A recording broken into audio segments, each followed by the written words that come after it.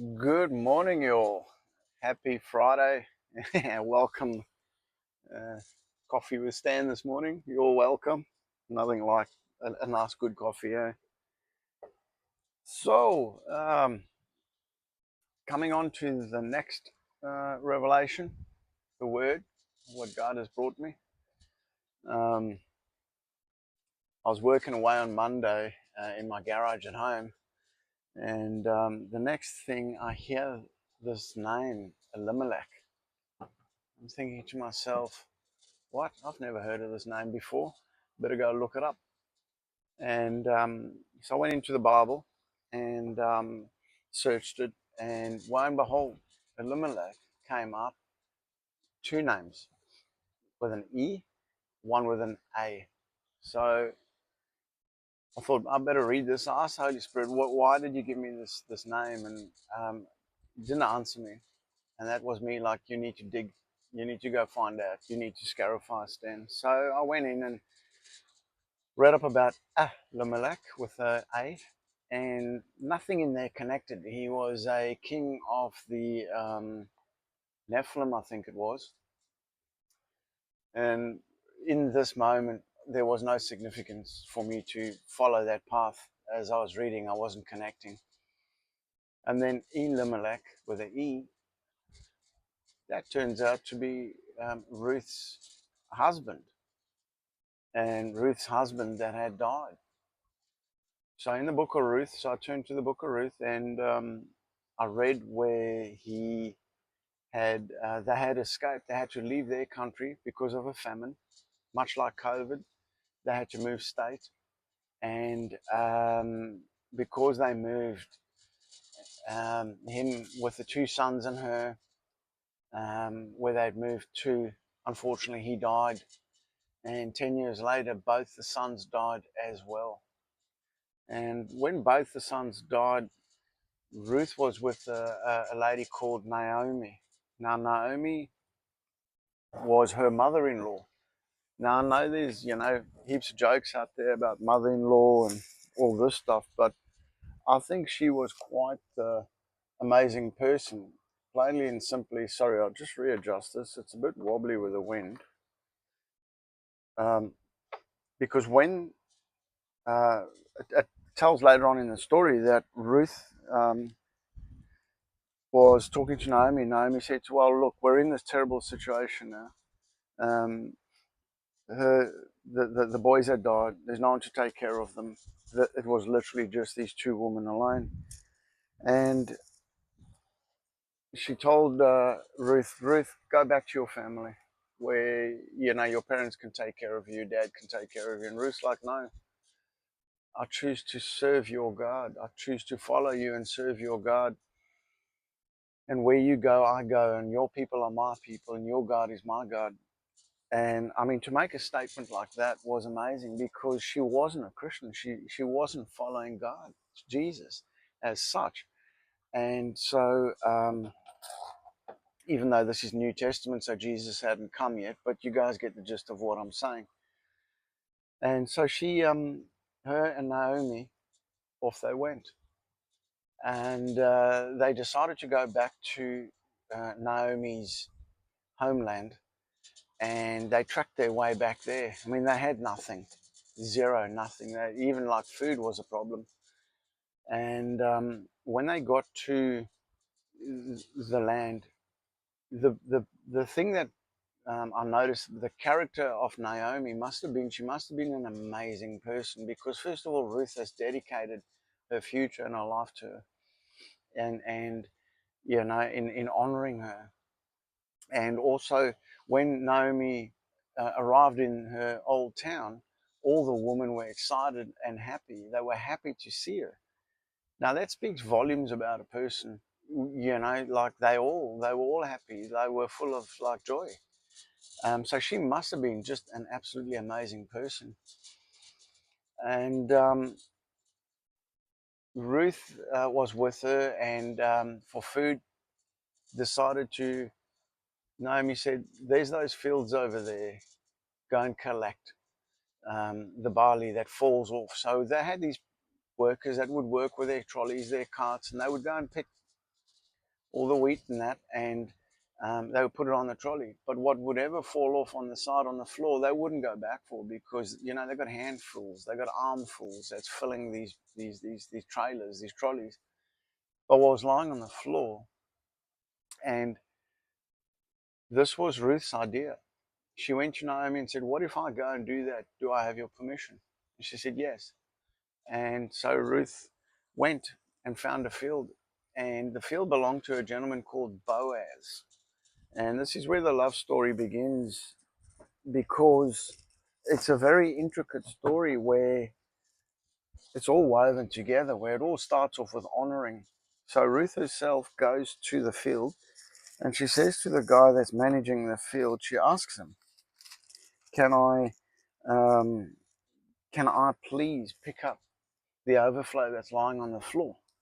And he said, "Yeah, you can."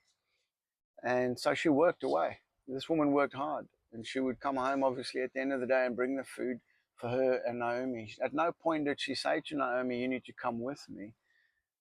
Ruth went out and did all the work. And one day Boaz came to check the fields and the workers, and he asked, "Who's that? Who's that lady over there?" She caught his eye. And when they told her who she was, he told the workers, "Guys, let her. Let her take whatever she wants is lying on the floor. Don't bother. Let her drink from our water and eventually also eat from our food. And guys, do not bother her. Men, leave her alone." And that profoundly, like, really just was beautiful, because he didn't even know her from a bar of soap. But what he knew was a story with Naomi. And so, being part of the family as such, he was part of Naomi's family. He never questioned it. He wasn't greedy. Again, here comes the character. Here comes the character of a full humility, where you could see she didn't come for handouts, and she didn't come for, riding on the back of somebody else's blessings, but she came to do the work. And now she must have been beautiful, because he noticed her, and he acted honorably. He went to her and he said to her, "Keep doing what you're doing. I don't want you to go to any other fields, because you'll get treated harshly." In other words, he's offered her, security, provision, and food and water. And he fed her that day, and they gave her so much food that she had left over, that ultimately, when she had home, she had so much wheat with her as well, that when she got home, he gave her six, like, handfuls full of, or 6 cups full, which filled the thing that she was carrying it in, the big fabric over her back. And when she got back to Naomi, Naomi said to her, "Where'd you get all this?" She said, "No, Boaz." And she told her the story, what Boaz had done. It's like, wow. So you see the character of Boaz also. He's a provider, and he's a protector, and he's very honoring. Naomi came to Ruth eventually and said to her, "Hey, it's threshing time. What I think you need to do is go to Boaz, and at the end of the day, when he's lying down, go to him and lay at his feet." Now, this isn't in a sexual connotation or anything like that. This is an honoring connotation, where the woman goes to show the man that she'll give herself to him in marriage. And Boaz was asleep. He had a few beers after a long day in the sun, and he woke up and he saw her lying there. And he said, "What are you doing here?" And she said, "No, I've uncovered your feet. Please cover me with your blanket." And that, in its very own covering in the blanket, meant, "Take care of me. I submit to you as my husband." And so he thought quickly, and he must have been older than her, because I've pointed out a few times in the 4 verses that she was quite young. And he said to her, he said, "Look, all right, here's the plan." And he would have been surprised, because he notably also says that, Boaz, the Lord bless you, my daughter. Boaz exclaimed, "You are showing even more family loyalty now than you did before, for you have not gone after a young man, whether rich or poor." So in that, he was really surprised that she came to him, and that she could have probably been with anybody she wanted, but she chose to come with him to him. And so, to protect her honor and his, he said to her in the morning, before the light's up, you must go. Let nobody see you. So there's no gossiping and there's no, stories. And what he did was, is the next morning, whenever he had the time, he got up, he went to the town gate, and he had to think quickly because there was another family member that stood directly in line. So when a woman's husband dies, it is custom for the brother or the next family member to marry her, to carry on with that lineage of the brother. And there was a family member that um, stood basically directly in line before Boaz. So Boaz decided he's going to go and find this guy and tell him everything and give him the opportunity to marry her. Now, this resounds loudly with me because at the end of the day, he did the right thing. Legally, he did the right thing. He could have snuck around and said, hey, okay, let's get married, and married her. And the brother wouldn't have known, or the next family member wouldn't have known. He would have not had the opportunity, and that would have been the wrong thing to do. So he called the guy and he said to him, hey, look, there's a situation here. The brother's, Boaz has died, and not Boaz, I do apologize. Ruth's husband's died, and you can purchase his land. But with purchasing the land, you have to marry Ruth. And the brother was like, the family member was like, no, I'm not interested. I don't want to alter the change of and change the the heritage, that what do you call it, of my family, by bringing her in.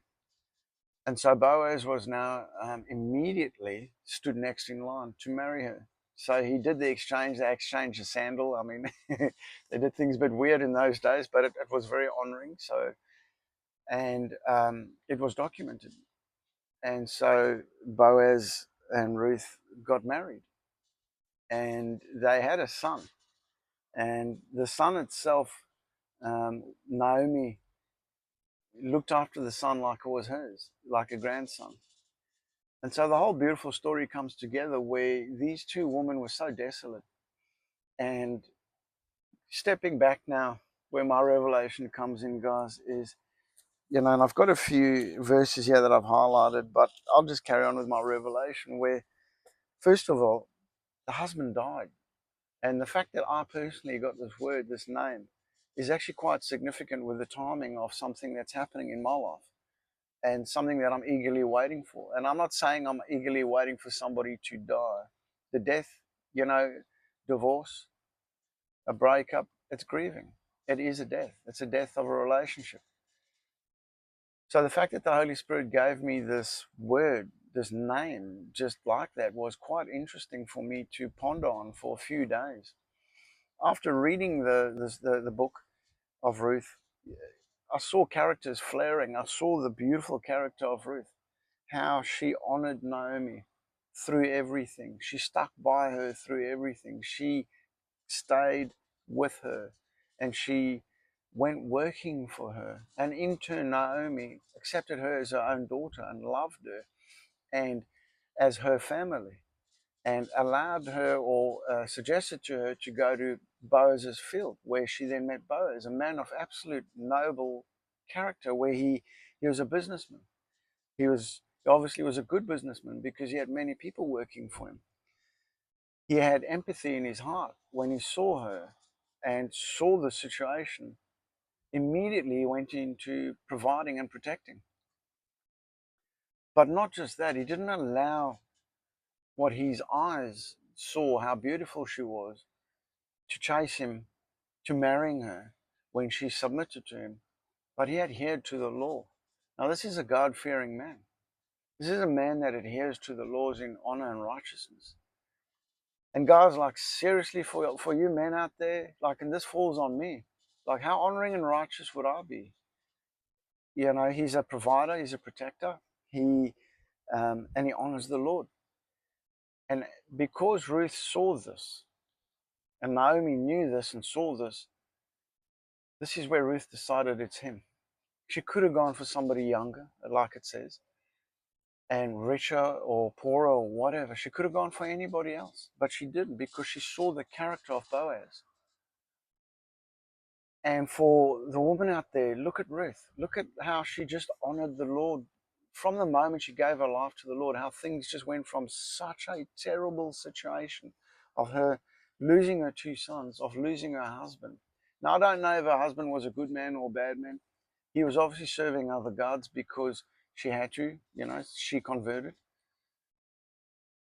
Doesn't talk much about the guy, but he had to be removed from the situation in order for her to submit under the Lord.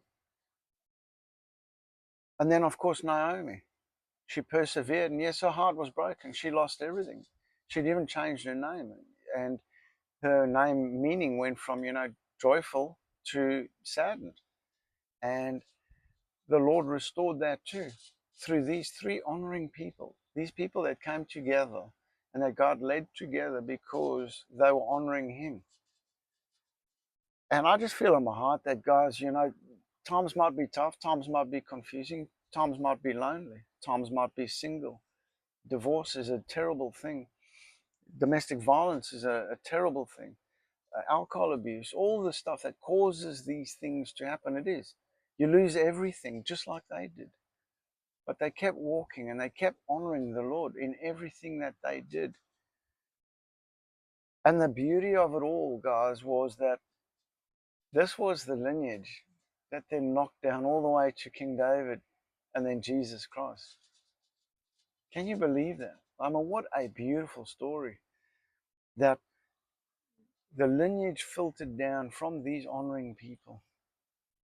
So what I get in my heart is keep honoring the Lord, keep doing what is right, keep doing what is righteous, according to the laws of the law and the Lord. And God will sustain. Look how He's absolutely just given back so much more to them all. His life would be absolutely just so joyous. He now has a son, he has a wife, she has a husband, there's provision, there's honoring, there's love. And Naomi as well. She's not left out. They didn't kick her out or do anything like that. The last revelation I got is, isn't this a story of God calling us? In the world, we lose everything, guys. In the world, it's just a downward spiral. I'm not going to say that being a Christian, we don't lose things, because God does take things away for reasons. Look at Lot. But isn't it amazing how God restored? Allowing God into the situation, how He restored so beautifully. Probably one of the most beautiful romance stories out. And it was true and it was real. So, guys, turn to the Lord in everything. I've just learned, keep looking at Jesus, keep honoring Him, and keep trying your best to do the right thing. Yes, I'm going to trip and fall, and yes, I'm going to sin, but at the end of the day, God will know my heart. So I hope this has resounded with you guys. Do yourself a favor, go read the book of Ruth. It's a very short book, easy to read, but it's beautiful. So give it a try, guys. Anyways, I love you. I hope you guys have an awesome weekend ahead. And yeah, let me show you around. Let me show you.